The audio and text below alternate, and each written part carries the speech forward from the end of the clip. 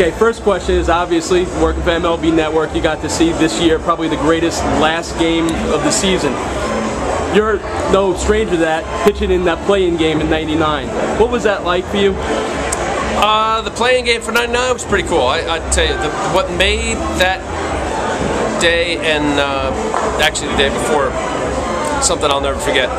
After we beat the Pirates, we had to wait for the Brewers and the Reds to play to decide whether we were going to take off from LaGuardia, go to Cincinnati, play a 106th third game, or go to Arizona and play the D-backs. And I knew I was starting either game. I was going to either face Randy Johnson in game one or this game. And we later find out, as we were sitting in the Diamond Club at Shea Stadium, oh, by the way, we now have to fly to Cincinnati. And I just think about that whole feeling of going into Cincinnati, the crazed fanaticism in Cincinnati. Really, they were totally into it.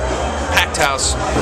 And you know, there's few moments in my career I'd have to say that I could specifically pull out as my moments, and there's no doubt about it. The 106th third game ranks right up there, if not number one, certainly close to it. It's interesting because 3 world championships. If you had to pick one of the world championships, which is the one that sticks out for you? 1997. I was a starter throughout the whole postseason. Unlike with Toronto, I was a reliever. Even though they're all special and you win and you're part of it and you figure out how you fit in the puzzle, in '97 to get an opportunity to pitch in the Game 7 and pitch well enough for our team to eventually win in the 11th inning. Edgar Renteria basing up the middle after tying the ball game up in the 9th. Special stuff, Game 7. You mentioned about watching this World Series with St. Louis and Texas, and I think Game 6 was the best game I've seen. Honestly, I haven't played, haven't experienced some awesome games. I was in the game when Joe Carter hit the home run. I pitched in the 2 previous innings. Awesome as that was, to watch Game 6, how it played out with the 3 leads and how it went back and forth, and the extra inning win by the Cardinals. Pretty cool stuff. I don't know if you caught it at MLB. I don't know if they streamed the audio. Were you aware, did you see the call of Game 6, that it was an identical call that Jack Buck and Joe Buck made 20 years apart, like the signatures call, we'll see you tomorrow night? Were you aware of that in the studio? I was actually at the stadium, and it wouldn't surprise me a bit. I sat in the production truck, because I worked for MLB Network, and we were doing pre- and post-game shows. Wouldn't surprise me. Everybody in the production truck figured that Joe would say that because it was apropos, and how cool that he can tie the legacy of the late great father, Jack Buck. Unbelievable. And also, you mentioned the first World Series, the '97 World Series is the one that you felt most important. No-hitter, World Series. Which one stands out? Oh, World Series. Yeah. You know, the no-hitter's kind of weird. It's especially mine, because it wasn't a tight game. We were winning. We were blowing them out. Blowing out Colorado in 1996. It was with the Marlins, and it was really a matter of whether I was going to get the no-hitter or not. So there really wasn't any anxiety with my teammates, you know, as far as wins and losses. Not even close. All of the World Series wins, I would take over the no-hitter. All right, got 2 more. I know you got to get back. Looking at all the managers you've played under, you know, Billy Martin, Bobby V, Jack McKeon, Jimmy Leland. Yeah, there's so many high-profile guys. If you could take the best out of each guy to make one super manager, what do you think the traits of communication? That's an easy question. To be able to communicate with people is difficult for some, and I would think if I were in hiring, I would look for my best communicator.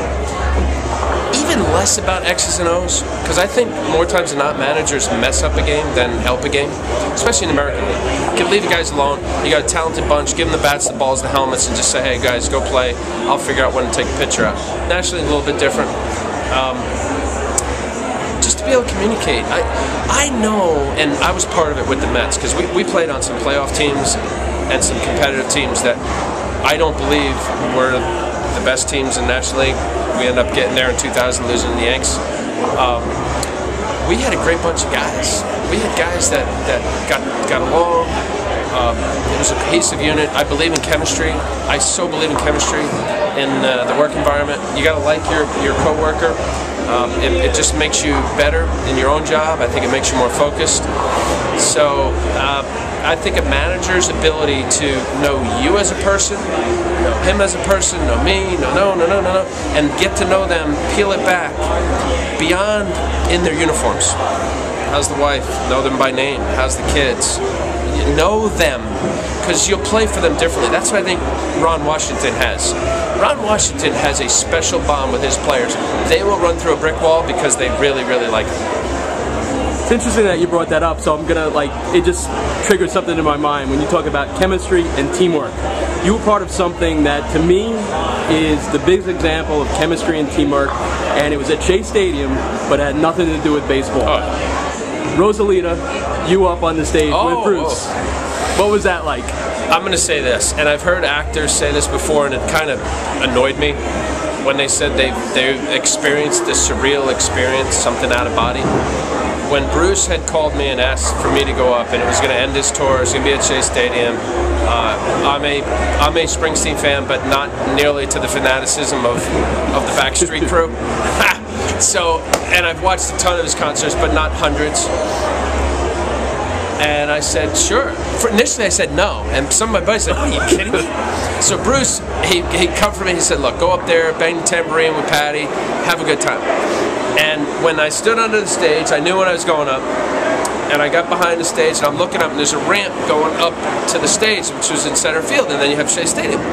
And I'm standing there, and right before I go up, I'm saying, what am I doing? Why am I doing this? And when he called my name and I walked up, the difference between as a player, I'm performing to my catcher, I'm performing to his glove, there's the umpire, there's the batter. You're not performing, even though I wasn't performing, I was on stage. It was a total awesome experience that I'll never forget.